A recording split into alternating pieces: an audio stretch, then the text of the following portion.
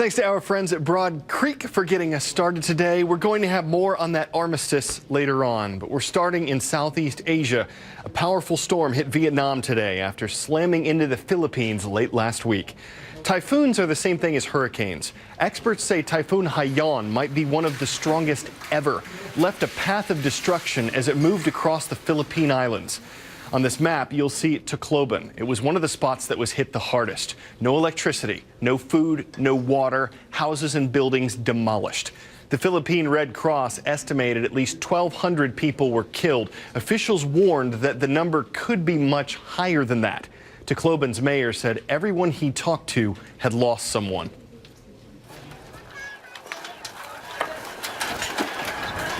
It struck with terrifying and deadly force. The aftermath, Tacloban City's shattered landscape. This was home to thousands. It was not the wind that did it.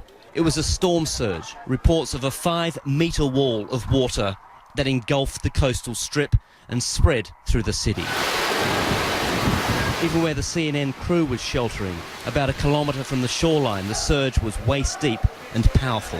All around us you hear the sounds of windows breaking, you hear the sounds of large objects falling and crashing to the floor, and underfoot it is now just a deluge. And if you look behind me, I don't know if you can see it, the staircase behind me is now basically a waterfall. But that didn't compare with what happened here.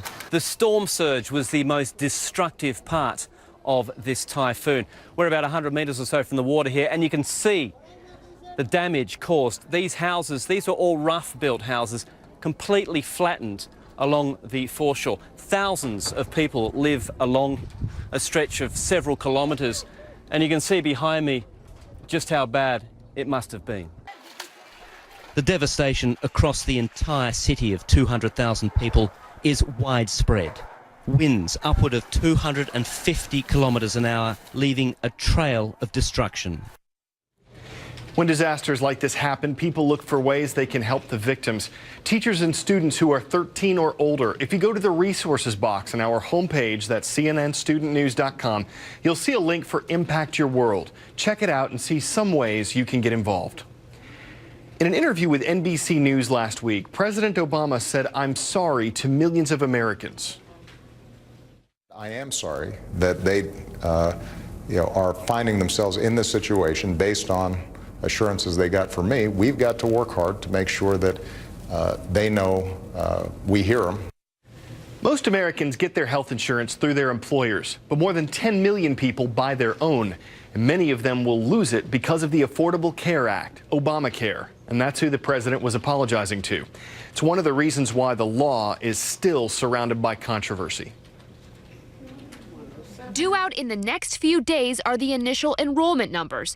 Americans who've actually been able to sign up for Obamacare, despite all the problems with the healthcare.gov website. I can tell you our early enrollment numbers are going to be very low. And since this, if you like your healthcare plan, you can keep your healthcare plan.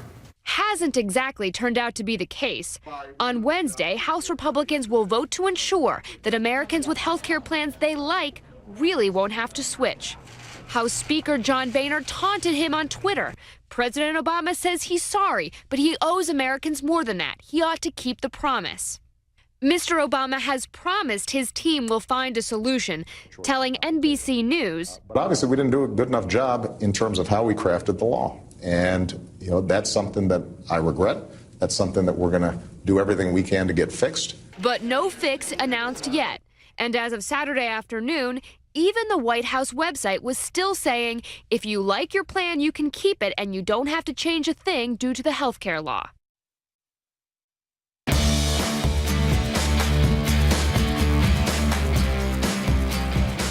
Today's patriotic roll call is going to take us from one side of the U.S. to the other. We'll start on the East Coast with the Independence High School Patriots from Charlotte, North Carolina.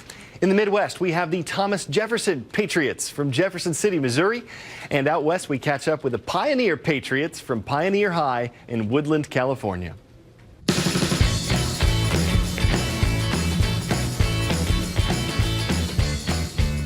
Here Here are 5 things to know as the U.S. honors its veterans. First up, in the 1970s, Veterans Day was temporarily made into a Monday holiday, like Memorial Day or Columbus Day, to give government employees a 3-day weekend.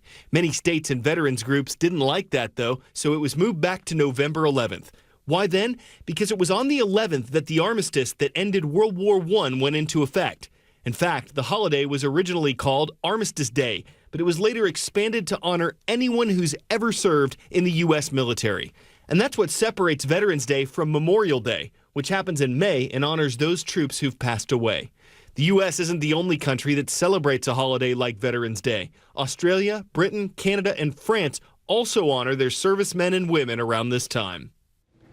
The story of how a man remembered his son, a veteran of the war in Afghanistan, inspired the song that took top honors at this year's Country Music Awards.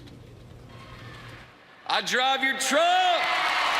The CMA Song of the Year has a simple name, but it's the deep emotion, the inconceivable feeling of loss behind the song I Drive Your Truck that helped earn it the honor. I drive your truck. Thank you so much, Jared, for what you did for this country, man. Jared Monty, an Army Sergeant First Class who was killed in Afghanistan while trying to save a fellow soldier. The song is about the absence of Jared, really, the deep longing for him felt by his father, Paul. Very humble kid, very hardworking kid, extremely adventurous kid. There was no hill too high, no tree too tall for Jared. In 2011, Paul Monty told a reporter with Boston Public Radio about his Operation Flags for Vets, his mission to place American flags on the graves of service members on Memorial Day.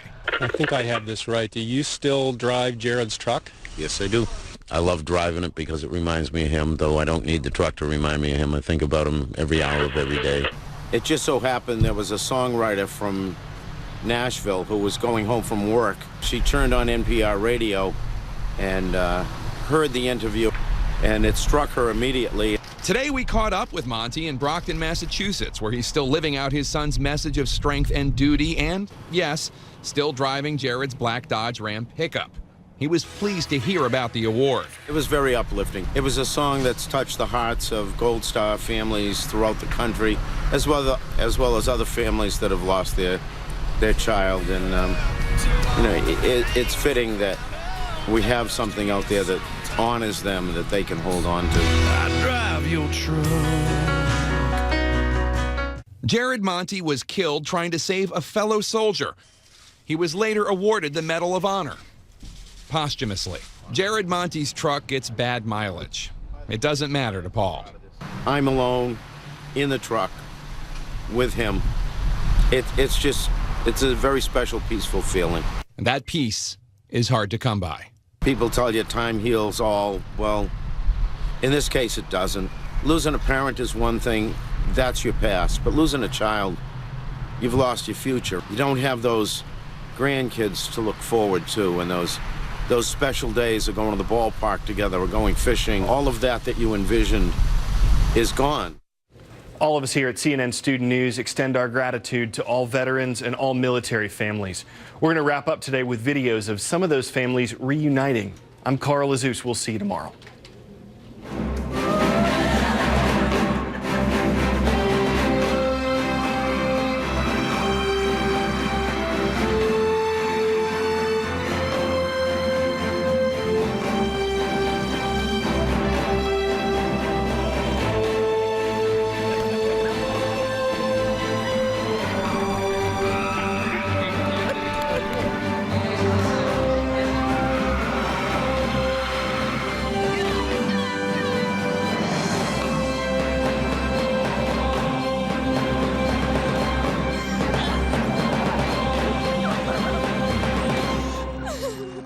I love you guys so much.